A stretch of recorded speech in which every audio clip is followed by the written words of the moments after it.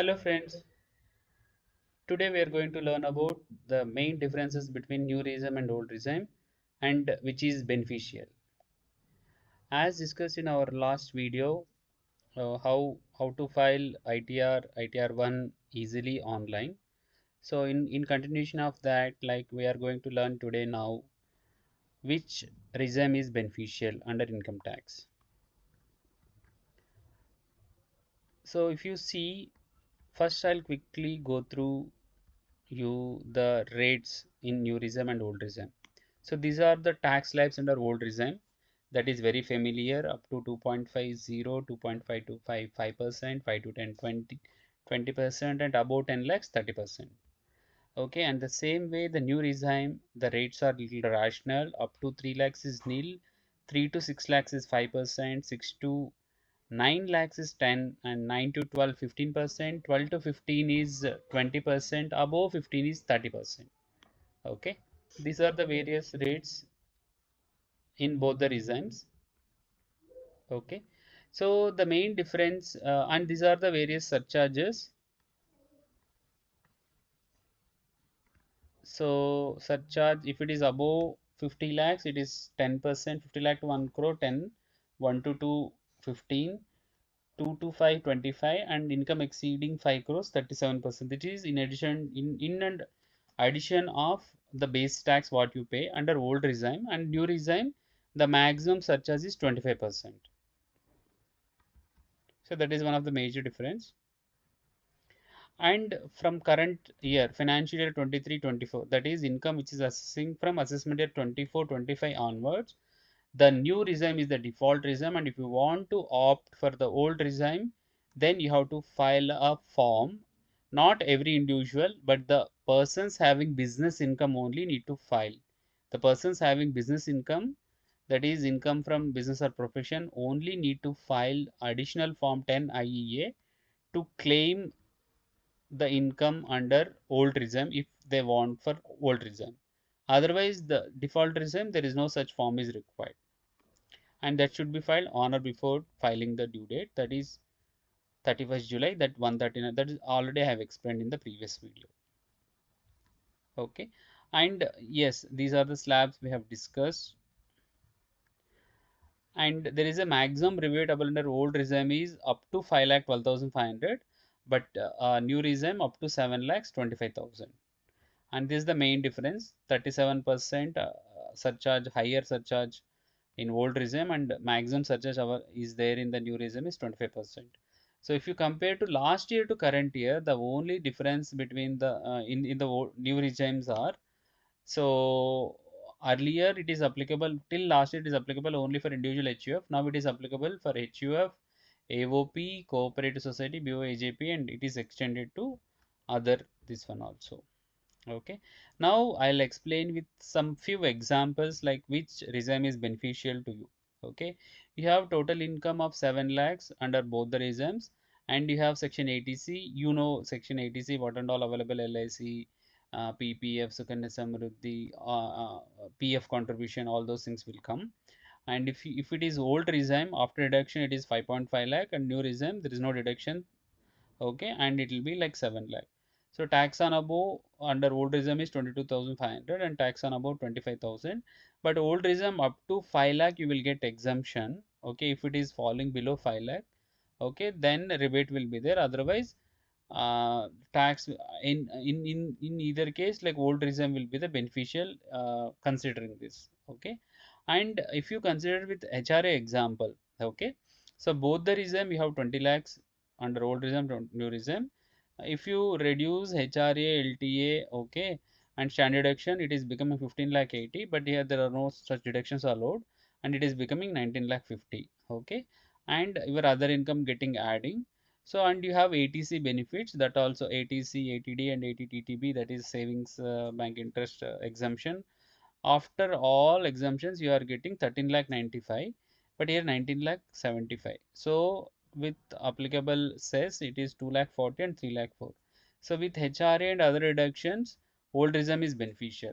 And if you go without, then to just check the main difference without HRA, you don't have HRA, Okay, but LTA you have been claimed, LTA is allowed, and you have ATC exemptions and ATD other exemptions.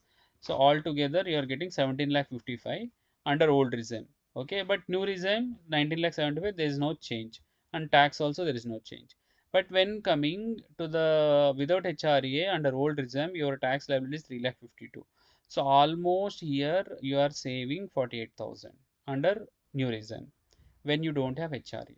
Okay, like this case to case we have to evaluate. This is the HRA calculation. HRA received or 50% or 40% of the basic salary depends on where you live. Metro 50, other than metro 40, and actual rent paid minus 10% of the basic salary will be the HRA exemption. Okay,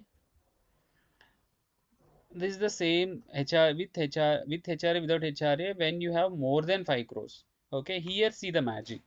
So always with HRA, you can think like old regime will be the beneficial. Yes, it is beneficial, definitely. Okay. But here, considering the surcharge, okay, here new regime and without HRA, new regime, the tax is less. Okay. But since the HRA component is huge, like you got the good benefit under old regime. So this is one small indication table, like where you have 5 lakh 50 and 0 deductions, your tax will be same. 5 lakh 50 and you have 1 lakh deduction, again tax will be the same. 6 lakh 50 and you have 0 deductions, in that case new regime will be the beneficial. Like this is the break even point where under old regime and new regime it will be same. See 9 lakhs and 2 lakh 12,500, in that case deductions, then the in both the cases you will get same tax. Suppose you have lesser deduction than 2 lakh 12,500, then new regime will be the beneficial. Okay, and you have more deductions, then your old regime will be the beneficial. So for the salaried class, other than business where they opt, they can choose new regime or old regime. Okay, based on the exemption what they are getting or tax saving what they are getting every year. But if the individual salaried person having business income, and once they opt the old regime, and they need to continue in the old regime, suppose if they are opting out, again they cannot go back for the old regime, and mandatorily they should be in the new regime. But only for salaried class where they don't have business or profession income, then they can every year they can compare like which regime is beneficial to them, accordingly they can file their returns. These are the various deductions which are available for under old regime, like ATC up to 1.5 lakh, ATC CD, CCD 1B up 50,000, and CCD 2 you will get the deduction which is based on the amount you paid, and ATD you have individuals where like medical insurance premium and health checkup and medical expenditure incurred, that based on the bills availability you can claim that. Interest on your education loan which you have taken, and interest on the housing loan subject to certain conditions satisfied, ATE and EA, and ATG donations paid with donation receipt you can claim. ATG, suppose you don't have HRA but you need to claim your rent paid, then up to 5,000 you can claim under ATG, but you have to file a separate form for this. That is also available under old regime, but new regime is not available. And TTA, TTB relating to interest earned on your savings bank and FDs. TTB available for senior citizens above 60 years, and TTA available for everyone. 10 and 50 respectively available. And any disabled individual support, any expenditure incurred, that 75 and 1 lakh 25 based on the severity of the disability you can claim. Okay, so under new regime very limited, and under new regime like you can say for especially for the individuals where they made the NPS contribution under 80CCD 2B will be allowed, and interest on housing loan on the let out property, self occupied again not allowed. Let out property you can claim the interest component. Okay, so other than that, like transport allowance in case of disabled person, and these are the very special cases. conveyance as part of employment, if anything. So like very few allowances wherein those are not regular, but yeah, if you have those, you can claim deductions. Otherwise, like new regime, like very limited. It is very simple, clean, and with lower rates basically. So these are the various forms which are applicable for individuals or salaried class, and these are the various forms applicable for salaried class.